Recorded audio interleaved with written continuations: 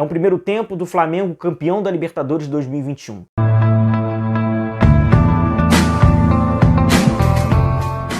Fala pessoal, todos bem? Sejam bem-vindos, eu sou o William Godoy. Vamos falar dessa vitória do Flamengo. O Flamengo venceu na altitude, fora de casa, LDU, por 3-2. Tem muitos aspectos bacanas pra gente passar pela partida, falar alguns conceitos táticos e também tem história. O Flamengo escreveu história no Equador. Deixar aqueles convites para vocês se inscreverem no canal, para quem ainda não é inscrito, seja bem-vindo, deixem um like para sempre apoiar e ajudar o canal e muito obrigado pela confiança e pelo apoio da galera do grupo de membros. Muito obrigado mesmo a todos vocês, tamo junto. Esse time está escrevendo uma bonita história na Copa Libertadores. Mais uma vez o Flamengo venceu fora de casa, venceu mais uma vez um campeão de Libertadores, a LDU venceu em 2008 no Maracanã, e o Flamengo venceu na altitude. Pra gente ter uma ideia e tentar entender a importância, inclusive histórica, dessa vitória, o Flamengo é apenas o 5º clube brasileiro a vencer a LDU na altitude, contando competições oficiais, porque o Sport, por exemplo, venceu em 2009 pela Sul-Americana. Apenas 23% de vitórias, muito difícil. É um dos times mais difíceis a ser batido fora de casa, independentemente da questão tática e da questão técnica atual da LDU. É um time historicamente difícil e o Flamengo conseguiu escrever a sua história. E uma outra página que acaba de ser escrita é o Gabigol, se tornando um dos maiores artilheiros da história da Libertadores. Então a gente está acompanhando essa história sendo escrita pelo artilheiro Gabigol. A gente não sabe até onde vai parar esse Gabigol, que tem faro de gol, sobretudo com a camisa do Flamengo e Libertadores da América. E falando do jogo, são dois tempos distintos. Um primeiro tempo que eu afirmo a vocês, esse Flamengo que atuou pelos primeiros 45 minutos é um Flamengo que vai levantar a taça no final do ano. No segundo tempo, é um Flamengo que vai ter dificuldades, vai precisar de ajuste. O trabalho feito pelo Rogério Ceni, com seus auxiliares, analista de desempenho, foi praticamente perfeito, porque as soluções foram as corretas mediante a LDU. Ficou nítido que eles estudaram a LDU e eles conseguiram provocar os erros e conquistar os acertos. O Flamengo fez um primeiro tempo que há muito tempo não se via, quando a gente fala de nível de atuação. E vamos lá que eu convido vocês a entenderem as atuações do Flamengo. O Flamengo abre o placar logo no início do jogo, com o Gabigol, com uma excelente jogada do Everton Ribeiro, alá Everton Ribeiro, uma ótima partida do Everton Ribeiro no primeiro tempo, mas começa com o passe do Bruno Viana. E algumas características que a gente falou da LDU foram comprovadas, né, e acabaram sendo repetidas durante a partida. Quando o Flamengo quebrava a linha média da LDU, era aquele Deus nos acuda. Mesmo o Repito ter posto 5 jogadores na última linha no primeiro tempo, deu desorganização, deu desorientação e o Flamengo conseguiu criar espaços. O Bruno Viana dá um passe para encontrar o Everton Ribeiro, que quebra a primeira linha de marcação da LDU, encontra já um Everton Ribeiro a partir da linha de vídeo gramado e aí ele encontra a última linha defensiva da LDU, dá um belo passe em profundidade, movimentação perfeita do Gabigol, que na cara do gol desloca o goleiro. Flamengo 1-0.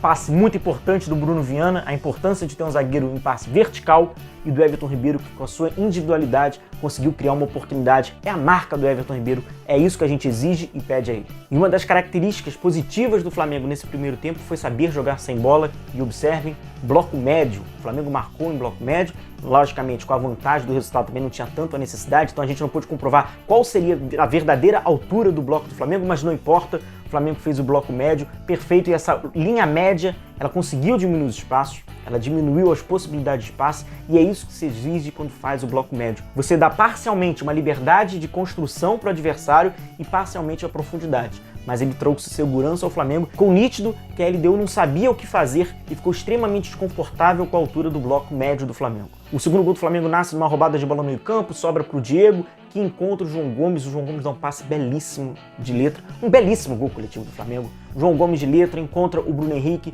passa o Arrascaeta, deixa a bola passar, só para o Arrascaeta, devolve para o Bruno Henrique, ele acerta um golaço, Flamengo 2-0, um golaço coletivo do Flamengo, quebrando as linhas e desorientando essa assustada LDU que não encontrava o Flamengo no primeiro tempo. Falando rapidamente, individual, João Gomes, partidaça, 45 minutos do João Gomes foram absolutos, ele dominou a meiuca ali do meio campo.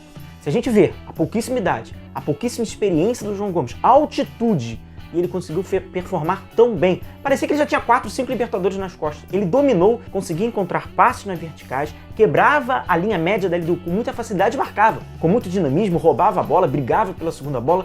45 minutos perfeitos do jovem João Gomes. E uma outra questão que a gente viu bastante, e passa muito pelo segundo tempo, tá? Isso aqui acaba personificando um pouco.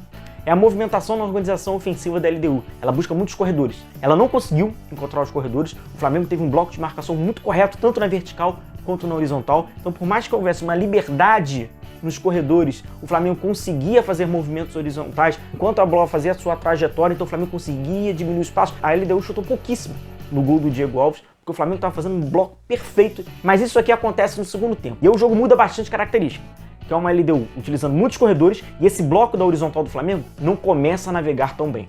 O segundo tempo começa com algumas mudanças, o Repetto desmancha a sua linha com 5 jogadores atrás, volta tradicional com 4, muda também um pouco no ataque. E o Flamengo tem uma substituição, acaba sendo surpreendente, porque o Diego Alves parece ter sentido a coxa. Até o momento que eu estou gravando esse vídeo, segue a informação do incômodo na coxa do Diego Alves e aí entra o Hugo.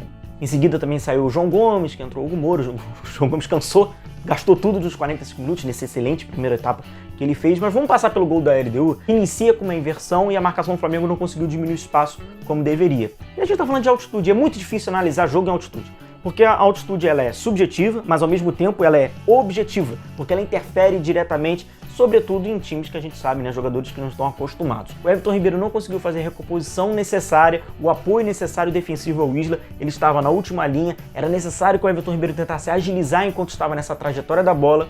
O jogador da LDU recebe com liberdade pelo lado esquerdo, faz o cruzamento e na primeira trave o Christian Borja vence do Arão de cabeça, LDU diminui, Flamengo 2-1. Aí o jogo começa a ficar meio que esquisitão. O Flamengo começa a perder meio o controle da partida, a LDU começa a crescer, começa a entender o seu jogo e como agredir o Flamengo. Com muita amplitude, o Flamengo não conseguia diminuir a amplitude. Numericamente, a LDU ganhava vantagem tanto no corredor pelo lado esquerdo, tanto no corredor pelo lado direito, com Perlaça ou com Cruz pelo lado esquerdo. As bolas começavam a ser alçadas e o Flamengo não conseguia cortar. Um momento ruim do Flamengo na partida, gerando muitos escanteios. E o que a gente estudou, falou bastante sobre o escanteio da LDU, que ela cobra na primeira trave para o Cardoso para fazer o desvio, seja direto ou buscando o desvio para a segunda trave. Ficou claro que o Flamengo se preparou e marcou essa bola de escanteio da LDU. Inclusive eu destaco para vocês, esse é o gol que o Flamengo sofre, mas eu quero que vocês observem o posicionamento dos jogadores. O Arrascaeta na risca da pequena área, o Bruno Henrique, que é um jogador que tem muita impulsão, posicionado para cortar a primeira bola. Ao lado direito dele, na primeira trave, o Felipe Luiz e atrás do Bruno Henrique, o Ilharão. Então o Flamengo concentrando bons jogadores na bola aérea, na primeira trave, fazendo, né, como a gente já sabe, tentando marcar em virtude daquela jogada ensaiada que a gente estudou da LDU. Porém, não foi o suficiente. Apesar de todos esses jogadores, ninguém conseguiu fazer o desvio e tomou um gol bizonho. Bateu nele, ele empatou, o Hugo ficou pelo meio do caminho. Um erro grosseiro e bobo do Flamengo, mais uma vez em escanteio defensivo, 2-2. Passar rapidamente pelo gol do Flamengo, o terceiro inicia com uma jogada com o Felipe Luiz pelo lado esquerdo, uma descida com velocidade do Felipe Luiz. O Arrascaeta trocou de posição com o Bruno Henrique. No período da organização ofensiva, o Bruno Henrique trabalhava mais por dentro, junto com o Gabigol. Aqui era o Arrascaeta que passou nas costas da defesa, é aquilo que a gente falou. Passou pela linha média da LDU, é um Deus nos acuda, encontrou o espaço, sofreu o pênalti, foi uma lambança do zagueirão, e aí vai o Gabigol para a bola, e a gente já sabe, né? Tem alguém que ainda fica nervoso com o pênalti do Flamengo quando vai o Gabigol? O cara desloca o goleiro, bola para um lado, goleiro para o outro. Gol histórico, inclusive do Gabigol, 3-2 Flamengo. O Rogério Ceni promoveu algumas substituições, ele tirou o Bruno Viana, colocou o Gustavo Henrique por ser mais alto e essa bola tá circulando demais, então ele preferiu colocar um zagueiro mais alto para fazer esse corte, colocou o Vitinho no lugar do Everton Ribeiro para ajudar na recomposição defensiva, uma vez que a gente até havia observado, né, que os espaços começavam a ser criados da LDU pelos corredores, e depois ele coloca o René. E a entrada do René fica muito clara qual é a intenção dele ter posto o René. Para o Flamengo criar na organização defensiva também uma linha com 5 jogadores, o Felipe Luiz ajudando na última linha, mas também saindo para a linha média. Então a gente observou que o Flamengo em alguns momentos, devido a alguns posicionamentos, o Flamengo ficou mais largo e tentava diminuir os espaços de amplitude da LDU, porque a LDU condicionou isso ao Flamengo. O Flamengo teve uma certa dificuldade, o bloco defensivo do Flamengo, em virtude sim da altitude, porque não, já não tinha uma transição tão quantitativa, havia muitos espaços, então inclusive o Rogério Ceni coloca o René para tentar diminuir, inclusive numericamente ter mais jogadores para diminuir essa imposição da LDU pelos corredores. E o Flamengo sai da altitude, sai desse duelo difícil contra a LDU com 3 pontos. 3 jogos, 3 vitórias, o Flamengo vai encaminhando uma campanha histórica na Libertadores. Venceu o Vélez fora de casa na Argentina, venceu a LDU fora de casa, altitude. Então o Flamengo vai iniciando e escrevendo uma bonita campanha na Copa Libertadores. Além de alguns destaques individuais, como também um golaço do Bruno Henrique, oriundo de uma bela jogada coletiva, os 2 gols do Gabigol, belo primeiro tempo do Everton Ribeiro, o João Gomes, como eu citei, o coletivo. Os primeiros 45 minutos do Flamengo foi de muita consciência tática e de muita aplicação tática. Ficou claro que o Flamengo estudou a LDU e conseguiu aplicar no primeiro tempo. E eu repito e arrisco em dizer, o Flamengo do primeiro tempo é o campeão da Copa Libertadores de 2021. Então, pessoal, sem mais delongas, agora é campeonato estadual, jogo de volta, o Flamengo tem uma vantagem absurda. Se tudo der certo, estaremos lá no Maracanã para acompanhar Flamengo e Volta Redonda. Eu vou contar com a companhia de vocês, como conto sempre aqui no canal. Deixem um like, se inscrevam. Muito obrigado, grupo de membros. Estamos juntos. Até o próximo vídeo. Se cuidem. Um forte abraço a todos e tchau, tchau.